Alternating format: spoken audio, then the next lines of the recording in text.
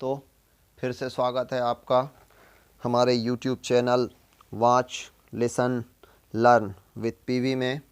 कैसे हैं? उम्मीद करते हैं स्वस्थ होंगे, मस्त होंगे। चलिए देर ना करते हुए हम टॉपिक की ओर बढ़ें। हम पढ़ रहे हैं कक्षा 10वीं की गणित वास्तविक संख्याएं। इसके अंतर्गत प्रश्नावली 1.1 का प्रश्न नंबर 5। प्रश्न नंबर 5 क्या कहता है? यूक्लिड विभाजन प्रमेयिका का प्रयोग करके दर्शाइए कि किसी धनात्मक पूर्णांक का घन, घन मतलब घात 3, ठीक है, 9m धन 1 या 9m धन 8 के रूप का होता है। ये हमें सिद्ध करना है, ठीक है। अच्छा, मैं आपको यहाँ एक बात याद दिला दूँ कि इसके पहले वाले सवाल में प्रश्न नंबर 4 में हमने कुछ इसी तरीके का सवाल हल किए थे, लेकिन वहाँ पे यहाँ घन की बात किया है और वहाँ वर्ग की बात किया था। वर्ग मतलब जो कोई पूर्णांक है, धनात्मक पूर्णांक, हम मान लेते हैं कि ए कोई धनात्मक पूर्णांक है, तो उसके लिए उन्होंने वर्ग की बात किया था, मतलब 1 की घात 2 की बात किया था। और यहाँ पे घन की बात किया है, मतलब 1 की घात 3 आएगा। ये इतना दिमाग में आ जाना चाहिए, ठीक है। तो चलिए देखते हैं। और वो वीडियो जिसने नहीं देखा है वे ऊपर आई बटन आ रहा है, वे जाके वहाँ से देख लें तो मिल जाएगा आपको वीडियो, उसे भी देख सकते हैं। और उसके बाद इसे देखिए या फिर इसके बाद देख लीजिए, ठीक है। चलिए देरी ना करते हुए हम सवाल की ओर बढ़ते हैं। तो सबसे पहले मान लेते हैं, माना कि ए कोई धनात्मक पूर्णांक है, ठीक। और चूँकि यहाँ देखिए ये 9m है, 9m धन 1 है, 9m धन 8 है, ये 9 आ रहा है तीनों में, है ना। इसलिए क्या हो जाएगा, पूर्णांक है। और तब हम मान लेते हैं चूँकि b बराबर 9। क्यों 9 मान रहे हैं? यहाँ 9 आ रहा है ना, इसलिए हम क्या मान रहे हैं, b बराबर 9 ले रहे हैं, ठीक है। आप थोड़ा सा दिमाग पे जोर डालिए, यूक्लिड विभाजन प्रमेयिका क्या कहती है? यूक्लिड विभाजन प्रमेयिका से, यूक्लिड विभाजन प्रमेयिका क्या कहता है भाई? अगर कोई ए दो जो है, दो धनात्मक पूर्णांक दिए हुए हैं, ए और बी कोई दो धनात्मक पूर्णांक है, तब ये इस प्रकार से हैं कि ए बराबर बी क्यू धन आर, जहाँ पे ये जो मान है सभी, ए है भाज्य और जो बी होता है वो है भाजक, यहाँ पे है ना।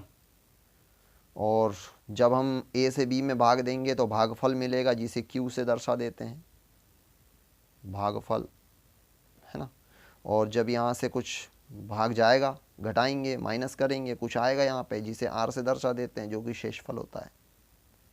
यही तो कहता है यूक्लिड विभाजन प्रमेयिका कि भाज्य बराबर भाजक गुणित भागफल धन शेषफल, है ना। और जहाँ पर आर जो है वो बड़ा होना चाहिए या बराबर होना चाहिए 0 के, और छोटा होना चाहिए b से, है ना।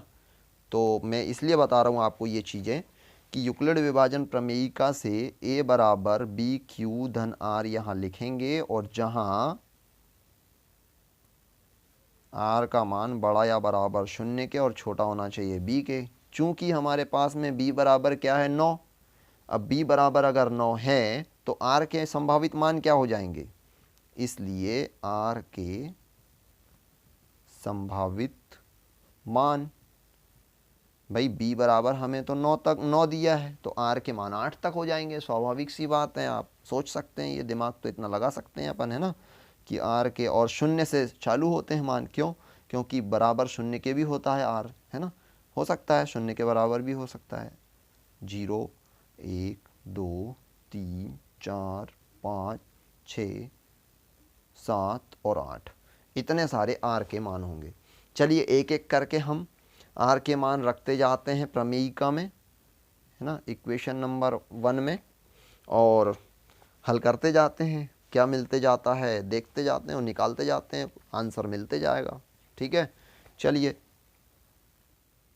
जब r बराबर 0, इसलिए समीकरण 1 से, या तो आप ऐसा ना लिखें तो यूक्लिड विभाजन प्रमेयिका से ऐसा भी लिख सकते हैं। ठीक है, तो क्या हो जाएगा भाई, तब a बराबर बी क्यू, और b का मान 9 है तो 9 क्यू, और धन r का मान 0 रखेंगे, ये रख दिया हमने 0। तो r बराबर क्या प्राप्त हुआ हमें, 9 क्यू, a बराबर क्या प्राप्त हुआ हमें, 9 क्यू। अब चलिए सवाल की ओर एक बार फिर से पढ़िए इसे।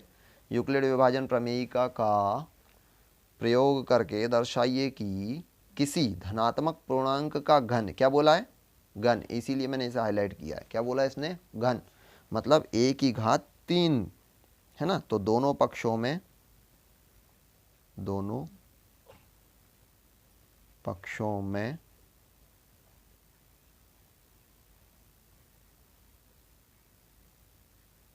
घन या घात 3 करने पर, है ना, घात 3 करने पर,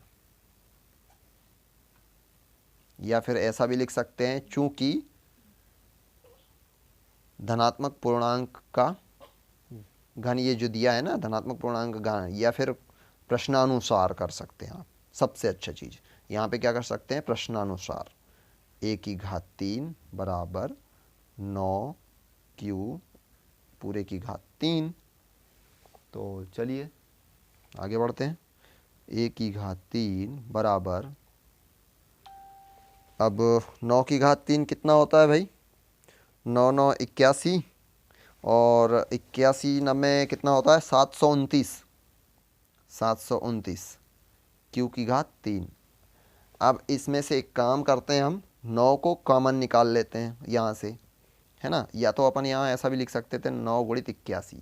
ठीक है, तो 9 को कॉमन निकाल लिए तो कितना बचेगा, 81 क्यू की घात 3। अब ये 9 कॉमन क्यों निकाले ये हम आगे बताते हैं आपको। ठीक है, कि 9 ही कॉमन क्यों निकालें, और कुछ भी तो कॉमन निकाल सकते थे, 81 कॉमन निकाल सकते थे, लेकिन 9 ही कॉमन क्यों निकाले सर आपने। ठीक है, तो बताते हैं आपको 9 कॉमन क्यों निकाले हैं। यहाँ पे मान लीजिए जहाँ m बराबर 81 क्यू की घात 3 या 81 क्यू की घात 3 बराबर m, ठीक है, एक पूर्णांक है। और अगर m बराबर ये मान रहे हैं तो m यहाँ रख दीजिए आप, इसलिए a की घात 3 बराबर 9m। अब समझ में आया कि 9 कॉमन क्यों निकालें और कुछ कॉमन क्यों नहीं निकाले, क्योंकि इन्होंने बोला था ना घन क्या है, 9m है। ठीक, इसीलिए हमने 9m लाना था ना हमें, सबसे मेन चीज़ तो वही था। अब जब r बराबर 1, तब समीकरण 1 से, अब समीकरण 1 क्या है हमारे पास, a बराबर बी क्यू धन r, तो रख दीजिए मान a बराबर 9 क्यू धन 1। ठीक, अब आगे करिए प्रश्नानुसार दोनों पक्षों में घन लेने पर, दोनों पक्षों में घन करने पर। ठीक, तो a की घात 3 धन 9 क्यू धन 1 पूरे बराबर आएगा यार, a की घात 3 बराबर 9 क्यू धन 1 पूरे की घात 3।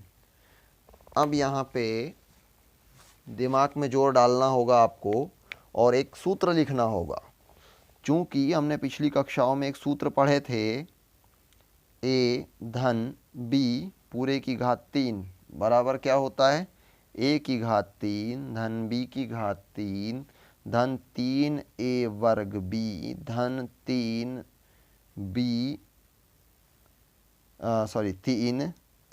b का वर्ग। ठीक है, ये हमारा एक सूत्र होता है और इसी सूत्र के आधार पर हम इसका विस्तार करेंगे। किसका? 9q धन 1 पूरे की घात 3 का। चलिए करते हैं आगे हल। तो a की घात 3 बराबर 9q की घात 3 धन b की घात 3 मतलब 1 की घात 3 धन 3a वर्ग b मतलब 3 गुणित 9q की घात 2 और b यानी 1 धन 3 गुणित a मतलब 9q और गुणित b की घात 2 यानी 1 की घात 2। ठीक है, चलिए करिए आगे हल और करिए इसे सरल। ठीक, तो 9q की घात 3 मतलब 3 तिया 9 सॉरी 9 9 9 81 और 81 में कितना हो जाएगा भाई? 729। अब भी तो किए थे। और साथ में q की घात 3 धन। अच्छा मैं एक काम करता हूँ, एक को ना मैं बाद में लिखता हूँ। क्यों? क्योंकि हमें ना एक लेके आना है लास्ट में। ठीक है, तो इसे हल कीजिए और इसे हल कीजिए यहाँ पे। ठीक, तो ये क्या हो जाएगा? 9 9 81 और 81 तिया कितना हो जाएगा? 243। देखिए ऐसा होगा, कहाँ बताऊँ आपको मैं, एक रफ कागज़ निकाल लेते हैं यार, है ना, रफ कागज़ में बताते हैं आपको। 9 9 81 गुणित 3, 3 एकम 3, 3 अट्ठे 24। ठीक, 243। चलिए 243 क्यू की घात 2 धन 9 तिया 27 क्यू और 27 एकम 27, 1 एकम 1 मतलब 27 एकम 27, तो 27 क्यू। और ये धन 1 यहाँ नहीं लिखा हमने, इसे लास्ट में लिख रहे हैं हम ना। 1 की घात 3 हो या 1 की घात 4 हो या कितनी भी घातें हों, एक की एक ही मान आता है ना। तो ये हो गया।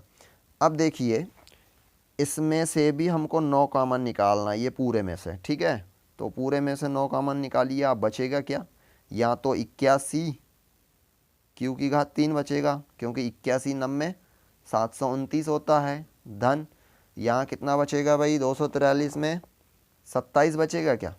9 तिया 27 और 27 90 243 होता है ना। हाँ ठीक, 27 बचेगा। 27 क्यू की घात 2 सॉरी, क्योंकि 27 90 243 होता है, धन 27 में से 9 निकल गया कॉमन, तो 9 तिया 27, 3 गुणित 9 बराबर 27 होता है ना, तो 3 की और ये धन 1। अब ये पूरे मान को ना m मान लीजिए आप। ठीक है, जहाँ 81 क्यू की घात 3 धन 27 क्यू की घात 2 धन 3 क्यू बराबर m एक पूर्णांक है। अच्छा मैं आपको एक चीज़ बता दूं कि गणित को कभी भी रटना नहीं। आप सोचेंगे कि भाई इसके बाद ये कैसे आ गया, अब इसको याद करो। याद बिल्कुल नहीं करना है आपको, बेसिक आपको समझ में आना चाहिए कि भाई 9 गुणित 81 729। नहीं भी समझ में आ रहा है तो 9 एकम 9 और 9 आठे 72 हो गया 729, है ना। ये सब चीज़ें आनी चाहिए। और अगर बेसिक आपको समझ में नहीं आता है तो इसके लिए आपको पिछली कक्षाएं पढ़नी पड़ेगी या फिर कॉन्सेप्ट क्लियर करने होंगे, तब आगे बनेगा आपको। ठीक है, चलिए तो m रख दीजिए यहाँ, इसलिए a की घात 3 बराबर 9m धन 1, ये मिल गया हमें। ठीक, अब क्या करेंगे?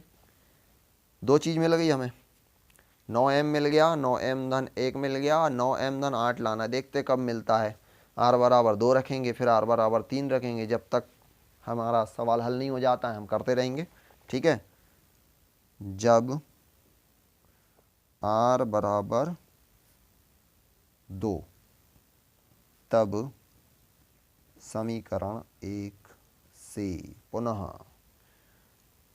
a बराबर, मैं एक काम करता हूँ समीकरण 1 लिख देता हूँ, है ना, बी क्यू धन r। तो a बराबर b का मान हमारे पास 9 है, q से q रखना है अपने को, उसका कोई मान नहीं है हमारे पास में, है ना। और r का मान हमने 2 रख दी है यहाँ पे। ठीक है, अब दोनों पक्षों का घन ले लो, दोनों पक्षों में घात 3 करने पर। मैं ऐसा इसलिए लिख रहा हूँ कि आपको समझ में आना चाहिए कि हम ऐसा भी लिख सकते हैं, ऐसा भी लिख सकते हैं प्रश्नानुसार, और हम ऐसा भी लिख सकते हैं। ठीक है, कन्फ्यूजन होना नहीं है, रटना नहीं है, जो आपको समझ में आता है वैसा लिख सकते हैं। ठीक है, हमारा लिखने का मकसद यही है। ऐसा नहीं है कि हम अलग से पढ़ा रहे हैं या अलग से कोई कॉन्सेप्ट लगा रहे हैं। अलग से कोई भी कॉन्सेप्ट नहीं है, कॉन्सेप्ट वही है जो इसमें जो गणित कहता है। ठीक है, तो घात कर दीजिए, मतलब दोनों में घात 3 लगा दीजिए। 1 की घात 3 बराबर 9q धन 2, पूरे में लगाना पड़ेगा, घात 3 लगा दिया हमने। अब फिर से यही सूत्र लगेगा यहाँ पे, ये वाला।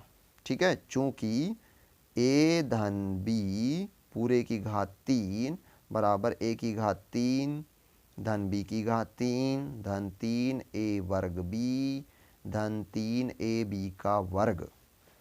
चलिए इसको विस्तार कर दीजिए पहले तो, फिर हल करेंगे इसको। 9q मतलब 9q पूरे की घात 3 धन 2 की घात 3 मतलब b की घात 3 धन 3a वर्ग b, यानी 3 गुणित a का मान 9q, तो 9q पूरे का वर्ग और गुणित b यानी कि 2 धन, अब इसको 3 गुणित a यानी 9q गुणित b की घात 2 मतलब 2 की घात 2।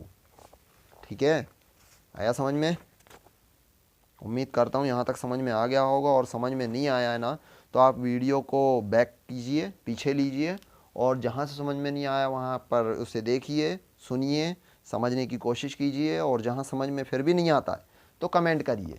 कोशिश करेंगे आपके कमेंट का जवाब देने का और आपको अच्छे से अच्छा समझाने का। ठीक है, हम यहाँ पे इस चैनल पे 10वीं का पूरा मैथ्स कवर करेंगे, एक एक क्वेश्चन कवर करेंगे, एक एक कॉन्सेप्ट क्लियर करेंगे, सारी चीज़ें यहाँ पे पढ़ाएंगे। आप चैनल को सब्सक्राइब भी कर सकते हैं। ठीक है, चलिए इसका विस्तार कीजिए। 9q की घात 3 मतलब 9 9 81, और 81 9 कितना हो जाएगा? 729 q की घात 3 धन 2 दूनी 4 दूनी 8। ठीक है, तो ये आ जाएगा आपका 8 धन, इसमें भाग कीजिए। कैसा करेंगे भाई भाग?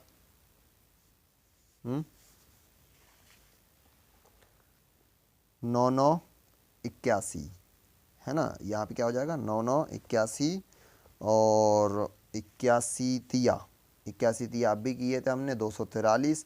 अब 243 में भी गुणा कर दीजिए आप। कहाँ गया हमारा ये, है ना? 243 में भी गुणा कर दीजिए 2 का, तो कितना आ जाएगा? 2 तिया 6, 2 चौका 8 और 2 दूनी 4, 486। चलिए आगे करते जाइए। 486 q की घात 2 धन, अब यहाँ क्या जाएगा भाई? 3 2 दूनी 4, 4 तिया 12 और 12 नाम 108, 108 q। एक काम करता हूँ मैं, 8 को ना बाद में लिख देता हूँ। 729 q की घात 3 धन 486 q की घात 2 धन 108 q, और इसको 8 को मैं बाहर लिख देता हूँ। क्यों लिख रहा हूँ? क्योंकि इसमें से मुझे कॉमन निकालना है। ठीक है, कॉमन क्यों निकालना है? क्योंकि हमको इसको इस फॉर्मेट में जमाना है ना, तो हम 9 ही कॉमन निकालेंगे। ये तो याद रखना पड़ेगा आपको कि भाई 9 कॉमन निकालना, और याद रखने की ज़रूरत है ही नहीं ना 9 कॉमन क्यों निकालना है। क्यों? क्योंकि 9m धन 8 ये सब दिया हुआ है यहाँ पे, मतलब ए बी का मान हमने 9 माना है, तो 9 के रूप में ही इसको हमको फॉर्मूले को जमाना पड़ेगा, तभी तो हमारा आगे हल होगा ना, नहीं तो हम आंसर कैसे लेके आएंगे बताइए तो। ठीक है, चलिए आगे करते हैं। तो 9 कॉमन निकाल लीजिए इसमें से, तो कितना बचेगा भाई? 9 कॉमन निकाल लेंगे तो हम यहाँ बचेगा 81 q की घात 3 धन यहाँ से 9 कॉमन निकाल लिए, तो तोड़िए ज़रा इसे, कैसा टूटेगा? 9 से भाग दे दीजिए ना। मैं इसलिए बता रहा हूँ, देखो मैं लिखने को लिख दूंगा डायरेक्ट, लेकिन फिर आपको समझ में नहीं आएगा। 9 से भाग दे दीजिए तो कॉमन क्या निकलेगा वो पता चल जाएगा, अंदर क्या बचेगा। तो 9 चौक 36, 9 पाँचे 45, 3 बचा, 9 चौक 36 मतलब 54। अंदर क्या बचा? 54। गुणा करके देख लीजिए, 9 चौक 36 का 6, हासिल आया 3, 9 पाँचे 45 और 3 48, 486 आ गया ना। ठीक, तो 54 क्यू की घात 2 धन, अब यहाँ से 12 में 108 अब भी तो किया हमने, तो 12 अंदर बच जाएगा, 12 क्यू और धन जो यहाँ क्या बचा भाई? 8 है ना। तो ठीक है, 8 का 8 ही रहने दो, कोई दिक्कत नहीं है। तो यहाँ देखिए, ये हमें क्या लाना है भाई? हमें लाना है 9m धन 8। ठीक है, 9 आ गया, 8 आ गया। अब ये बीच वाले को पूरे को क्या मान लेंगे हम? m। ठीक है, m मान लेते हैं इसे, जहाँ 81 क्यू की घात 3 धन 54 क्यू की घात 2 धन 12 क्यू बराबर m एक पूर्णांक है ना। क्यों पूर्णांक है इसका भी कारण बताता हूँ मैं आपको। ये पूर्णांक ही क्यों है और कुछ क्यों नहीं है। देखिए, a और b हमारे पास में धनात्मक पूर्णांक होते हैं, और जब a और b धनात्मक पूर्णांक है, हम चाहे a से b को भाग दें या b से a को भाग दें, ये अलग बात है कि यहाँ पे हम b में a का भाग करते हैं, लेकिन हमें क्या मिलेगा? धनात्मक ही संख्या मिलेगी, चूंकि दोनों धनात्मक हैं। तो जब दोनों धनात्मक है और धनात्मक संख्या मिलेगी भागफल में, तो ये क्यू क्या है? ये क्यू भागफल ही तो है। और जब क्यू धनात्मक मिलेगा तो इसका चाहे वर्ग करो, है ना, या घन करो, या सबको जोड़ो, क्या मिलेगा? धनात्मक ही पूर्णांक मिलेगा, पूर्णांक ही तो मिलेगा, है ना। इसीलिए ये जो पूरा मान है ना, चाहे इसको m मान लो, चाहे x y z कुछ भी मान लो, ये पूर्णांक ही होगा। क्यों? क्योंकि q पूर्णांक है ना, और q अचर है और ये बाकी चर राशि है। ये अगले इसमें पढ़ेंगे हम, एक चर वाले, दो चर वाले, जो भी है रैखिक समीकरण है, तो उसमें समझाऊंगा मैं चर क्या होते हैं और अचर क्या होते हैं। ठीक है, तो इसके लिए आप चैनल को सब्सक्राइब कर लें, और भी बहुत सारी चीज़ें सीखने को मिलेगी आपको। थ्योरम है, बड़ी बड़ी प्रमेय है ना, त्रिभुज है, सर्किल है, सारी चीज़ें पढ़ाएंगे हम आपको। चैनल को सब्सक्राइब कर लीजिए, बिल्कुल सारी चीज़ें पढ़ाएंगे। ठीक है, तो चलिए रखिए यहाँ पे। अभी तो पहले ये वाला सवाल कीजिए, a की घात 3 बराबर 9m धन 8 कैसे आ गया? ये इसका मान जो है ना, हमने m रख दिया ना, तो ये आ गया। और हमें यही सब चीज़ें तो लानी थी। ठीक है, तो हम यहीं पे सवाल को एंड कर देंगे और यहाँ पे आंसर लिखेंगे। तो आंसर कैसा लिखेंगे? अतः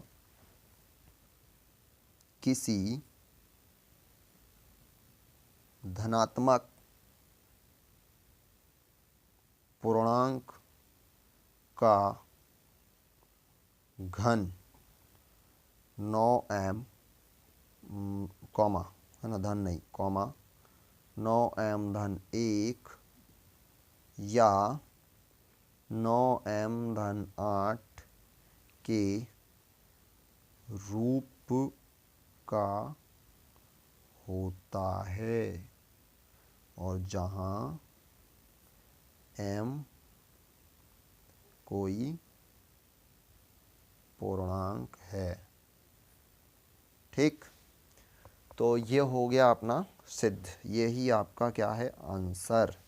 तो उम्मीद करते हैं आपको ये सवाल समझ में आया होगा, और सवाल समझ में आया है तो वीडियो को लाइक कर दीजिए, दोस्तों में शेयर कर दीजिए, ताकि वे भी समझ पाएँ, पढ़ पाएँ। और देखिए, एग्ज़ाम पास करना ही मेन मकसद नहीं होता है स्टूडेंट का। अगर आप आगे अच्छा पढ़ना चाहते हैं, कोई अच्छी सी जॉब करना चाहते हैं, अनुभव प्राप्त करना चाहते हैं, तो आपको एक एक टॉपिक कवर करना होगा, हर एक कॉन्सेप्ट क्लियर होना चाहिए। और इसके लिए आप बने रहिए हमारे चैनल के साथ, सब्सक्राइब कर लीजिए, सारे टॉपिक्स कवर करेंगे हम आपके। और बस उम्मीद करते हैं समझ में आया होगा। धन्यवाद, अगले वीडियो में मिलते हैं।